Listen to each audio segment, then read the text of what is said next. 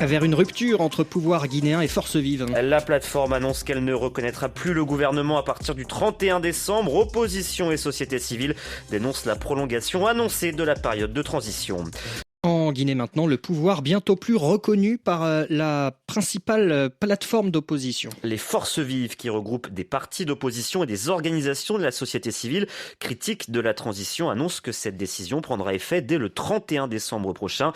C'était la date limite promise pour le retour à l'ordre constitutionnel, celle aussi qui avait fait l'objet d'un accord avec la CEDEAO. Mais il y a 2 semaines, le porte-parole du gouvernement a confirmé qu'elle ne serait pas tenue. Il évoque une deuxième phase, la refondation de l'État, sans donner plus de précision. Dans leur communiqué, les forces vives de Guinée demandent la mise en place d'une transition civile. Abdoul Sako, le coordinateur du Forum des forces sociales de Guinée, une des organisations signataires. Nous parlons d'une situation de fait parce que ce mandat que nous appelons le chronogramme de la transition, que les autorités de la transition se sont octroyées et par le bénéfice du doute qui a été accepté par le peuple de Guinée et la communauté internationale, arrive à terme sans pour autant qu'il n'y ait aucune responsabilité en termes de démarches techniques, démarches administratives et démarches sociopolitiques pour dire quels sont les faits qui ont concouru au non-respect de ces engagements. Il n'y a aucune démarche pertinente, visible, perspective de retour à l'ordre constitutionnel. La responsabilité